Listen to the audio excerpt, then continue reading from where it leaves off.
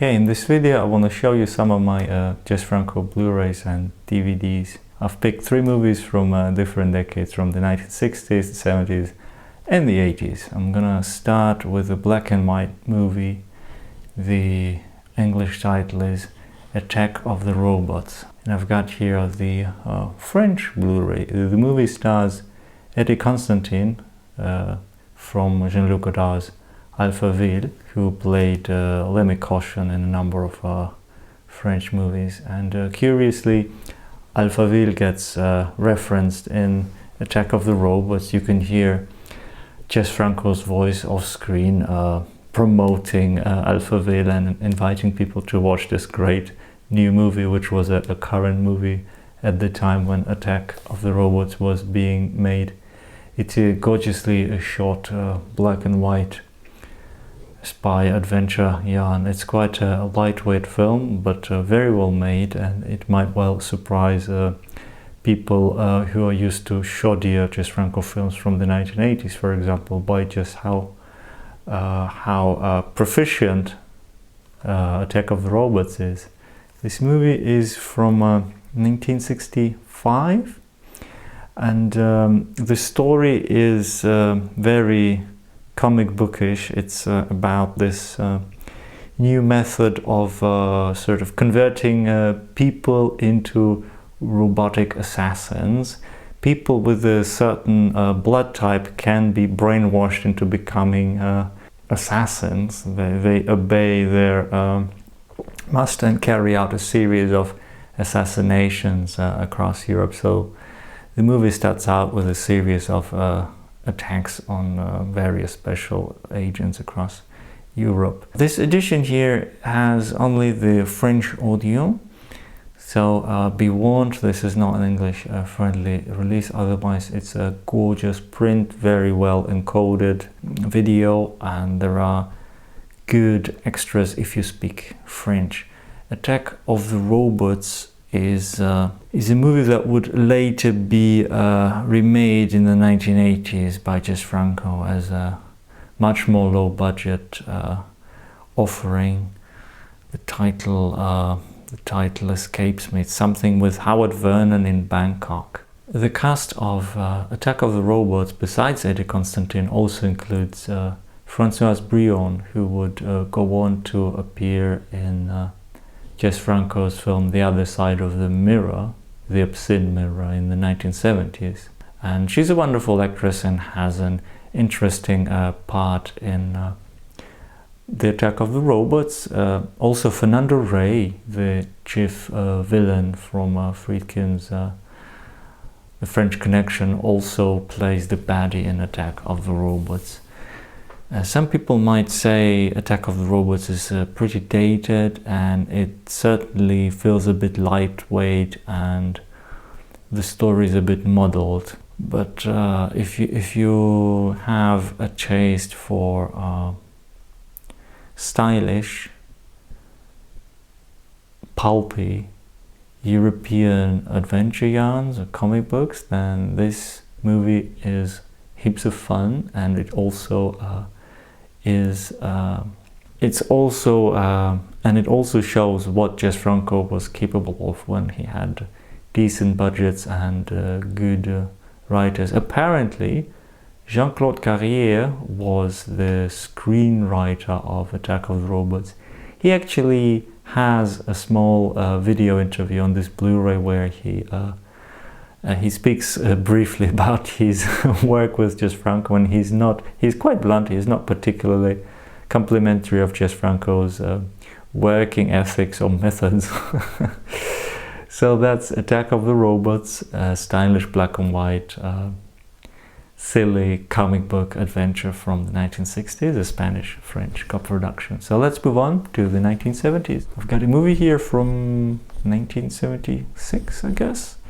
It's starring Diane Thorne, famous for her Ilsa movies, and this here is called Greta the Mad Butcher, but it's also known as an Ilsa movie. I think it was redubbed as an Ilsa movie for Expert.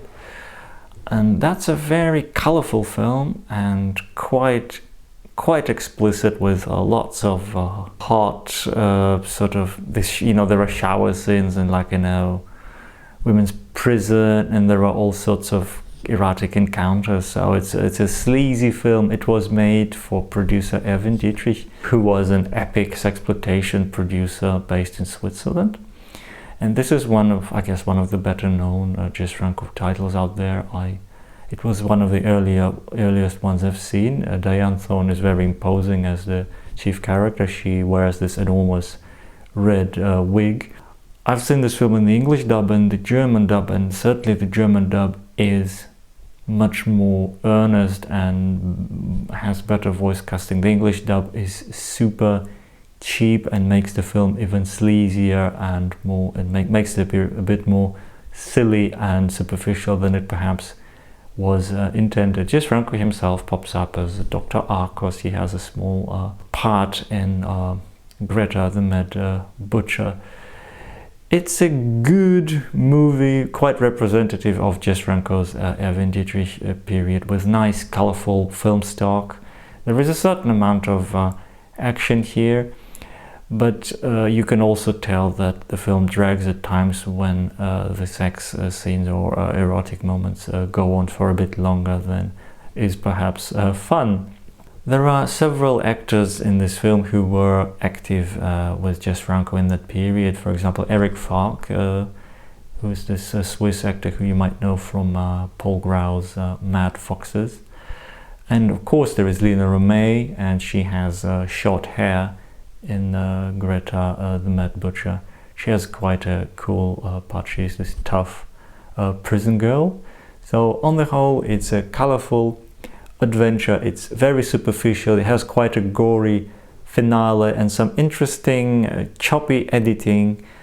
I like these films from Jess Franco because they're not completely cheap, but sort of cheap, and some of the editing choices are baffling. Some of the out of focus compositions can be quite shocking to younger viewers who are not used to things being so rough, I guess, and so handmade, as is the case here.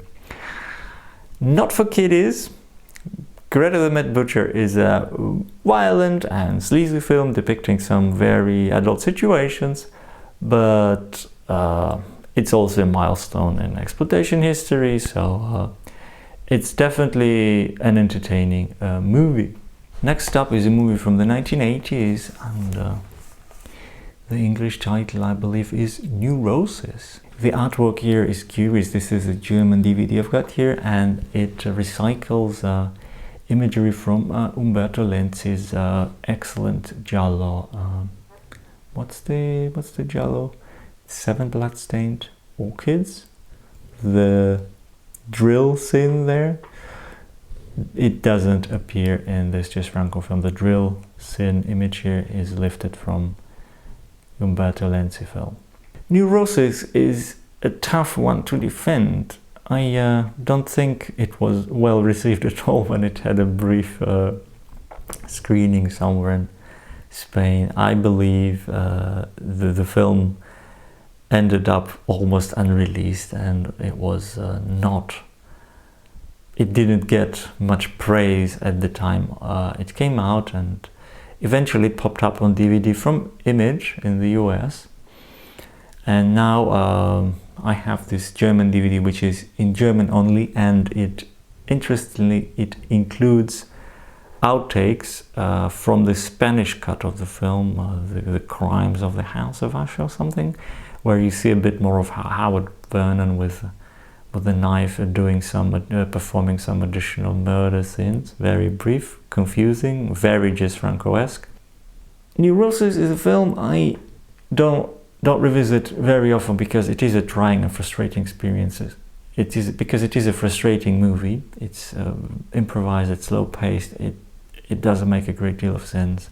Some of the scenes, well, technically they're different scenes, but you can tell they were shot at the same time and they are almost identical to each other. So you kind of you get this deja vu feeling with some of these later Jess Franco films because they're so quite shoddily put together. That is not to say that Neurosis is without its merits. Some of the cinematography is sumptuous and beautiful. It belies the film's pathetically low budget. There is also a strange performance from Howard Vernon. He's very convincing as this pasty-faced, cranky weirdo incarnation of Roderick Usher.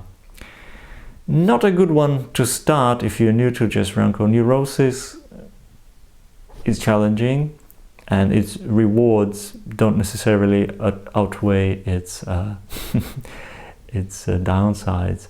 There is also Antonio Mayans in this movie, and he arrives at the house of Usher, and he's greeted there by Dr. Seward, played by the great composer Daniel White.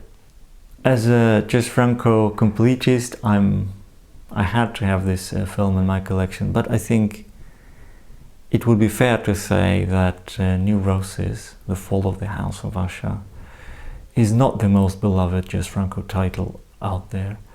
I really like talking about these Jess Franco movies, and I'd like to make another video soon. Thanks for watching. Bye bye.